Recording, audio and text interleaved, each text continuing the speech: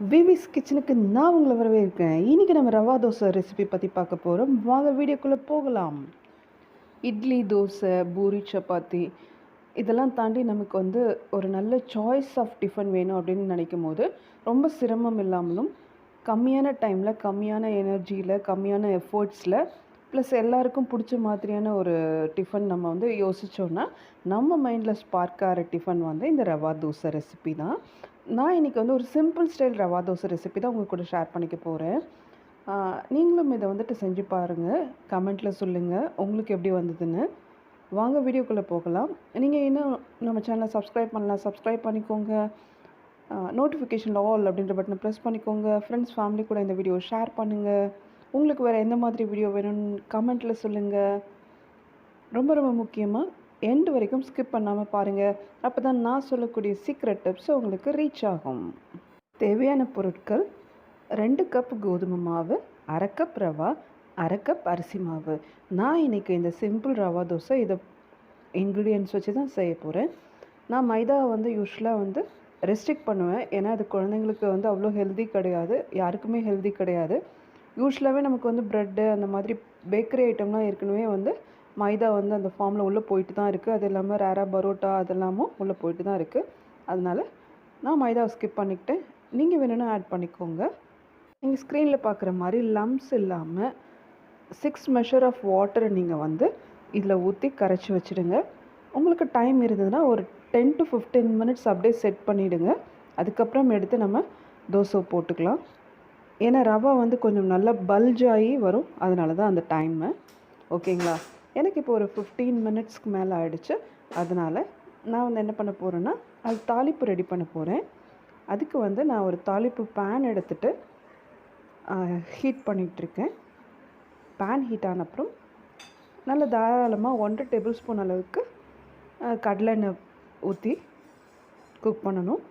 நீங்கள் வந்து refined ஆயிலோ sunflower oil எது வேணால் யூஸ் பண்ணிக்கலாம். நான் யூஸ்வலாக குக்கிங்க்கு வந்து கடலை எண்ணெய் தான் யூஸ் பண்ணுவேன். கடலை எண்ணெய் யூஸ் பண்ணும்போது நமக்கு வந்து ஹெல்த்து வைஸும் நிறைய அட்வான்டேஜஸ் இருக்குது. அது மட்டும் இல்லாமல் சொல்லணுன்னா நம்ம கிச்சன்லாம் அடிக்கடி வந்து ஆயிலினஸ் வந்துடும் இல்லைங்களா, நம்ம க்ளீன் பண்ணும்போது. அது வந்து இந்த சன்ஃப்ளவர் ஆயில், ரீஃபைண்ட் ஆயிலில் தான் அது மாதிரிலாம் ப்ராப்ளம் வரும். நீங்கள் ரெகுலராக கடலை எண்ணெய் யூஸ் பண்ணுற கிச்சனில் பாருங்களேன், அந்த அளவுக்கு வந்து பிசுபிசுப்பு தன்மை இருக்காது. நான் பர்சனலாக அதை எக்ஸ்பீரியன்ஸ் பண்ணிவிட்டு தான் உங்கள் கூட ஷேர் பண்ணுறேன். இப்போ பாருங்கள், எனக்கு எண்ணெய் காஞ்சிடுச்சு. நான் வந்து மிளகு ஆட் பண்ணியிருக்கேன். நல்ல மிளகு வந்து வெடிக்க விடணும்.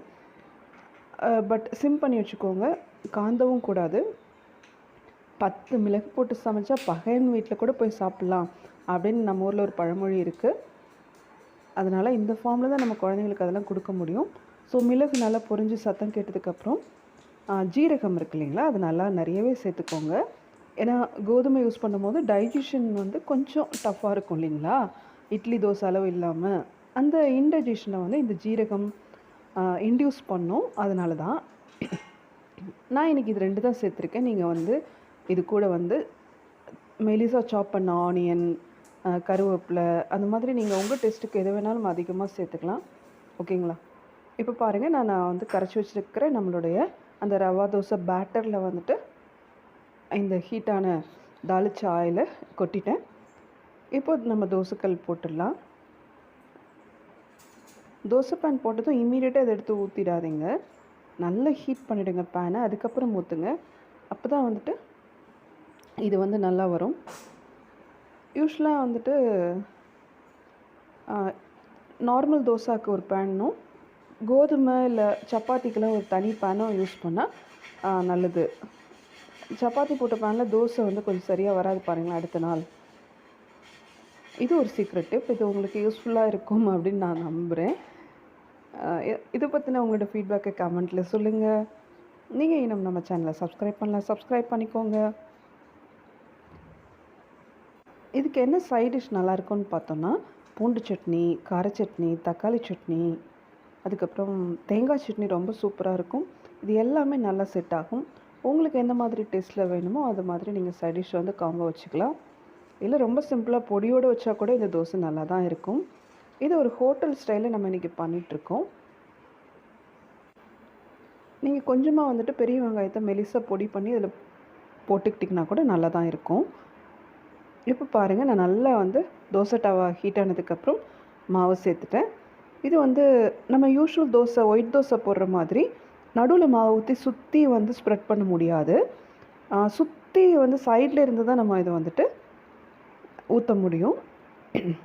இது ஸ்ப்ரெட் பண்ண முடியாது, ஊற்ற மட்டும்தான் முடியும். அங்கங்கே கேப் இருக்கிற இடத்துல பார்த்து ஊற்றிக்கோங்க. ஒரு ஷேப் இல்லாமல் இருக்கிறது தான் இதோட ஸ்பெஷலு. அது மாதிரி இந்த ஹோலாக இருக்குது இல்லைங்களா, இந்த மாதிரி தான் அதோட டிசைன் இருக்கும். அப்போ தான் இது வந்து நல்லாவும் இருக்கும். எங்களுக்கு நல்லா தின்னாக தான் பிடிக்கும். அதனால் நல்லா வந்து நான் வந்துட்டு கிட்டத்தட்ட 6 to 8 measures of water add பண்ணியிருக்கேன். உங்களுக்கு எந்த கன்சிஸ்டன்சியில் வேணும், கொஞ்சம் மொத்தமாக வேணுமா அப்படின்றத நீங்கள் டிசைட் பண்ணிக்கோங்க. ஓகேங்களா. சால்ட் ஆட் பண்ணுறத நான் சொல்ல மறந்துட்டேன். சால்ட்டு வந்துட்டு கரைக்கும் போது ஆட் பண்ணிக்கோங்க தேவையான அளவுக்கு. ஓகேங்களா. பாருங்கள், இப்போ எனக்கு ஒரு சைடு வந்துருச்சு.